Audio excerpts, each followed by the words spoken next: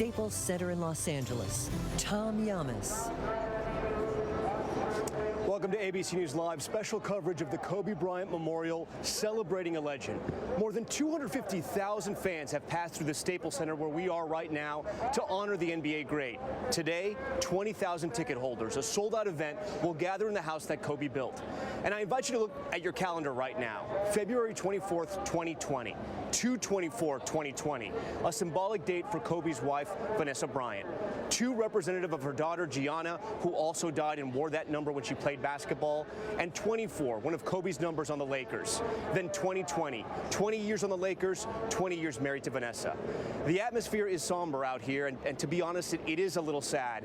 But it's also electrifying to see what Kobe meant to this community. The details of this ceremony are still a secret. We have no idea what to expect today, but like Kobe Bryant's play, we are expecting something special. You're looking live at an overhead shot right now of the Staples Center, the place Kobe Bryant helped make legendary.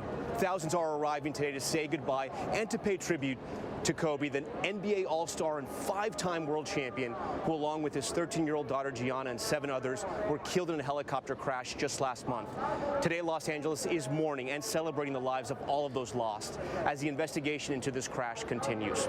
Since his death, tributes have popped up all over the world, showing the impact he had not only on this game, but as a father. After leaving professional basketball, the superstar did not slow down, coaching his daughter's team, writing children's books, and making a documentary about the game he loved that won him an Oscar.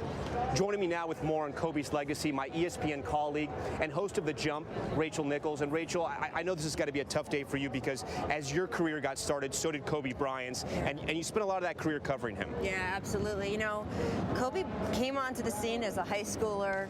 He wasn't loved by a lot of the people ahead of him in the NBA. It was an interesting dynamic. We think of Kobe now as this statesman, this presence, part of the NBA fabric. But at that point, a lot of people in the league thought of him as this punk kid who thought he could do everything. And there was some pushback here on the Lakers, hazing his rookie year.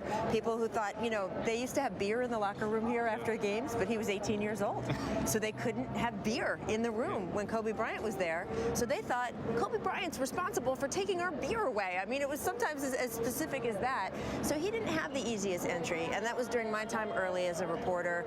I was young, female, covering sports at a time where it wasn't as accepted as fortunately it is today. And I remember times where people wouldn't talk to me, things that real hard time with stories. And I came here to do a story on Kobe Bryant. And frankly, I expected him to kind of be the same, to brush me off, to not really give me any time. And he sat down with me for 45 minutes and we sat on a bench, and I will remember it like it was yesterday. We just talked, and he was very open about the experiences he was having here, the tough time during his first year in the league.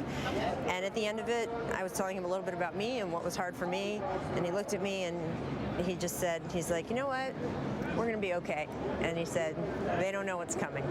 And I've repeated that story so many times over the years because it speaks to this amazing confidence he had that he knew what he could do and it was going to come through. And boy, in his case, wasn't it true?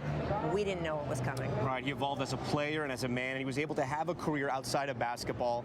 Some have said this was, the day that he passed away was the saddest day in the history of the NBA. How has it impacted the game this season and you think going forward?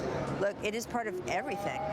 You know, every game for a week or two after Kobe's passing wasn't even really about basketball. It was about Kobe, and there's so many games now that are still like that. The Lakers are in such a weird position for the rest of this season because they go into other cities as visitors on the road, and teams want to use that as a time to have their Kobe tribute.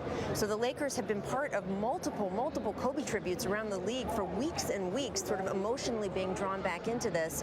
We had the All-Star game that was completely dedicated to Kobe. In fact, the two teams, instead of the players wearing their own numbers, they wore number 24 for Kobe and number 2 for his daughter Gianna.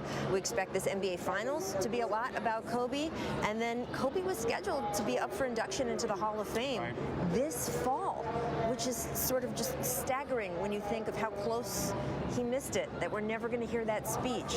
So they have nominated him posthumously. He is expected to be enshrined there, but that will also be about Kobe this fall. So it is just such a presence looming over the entire league, the sport, and of course the city.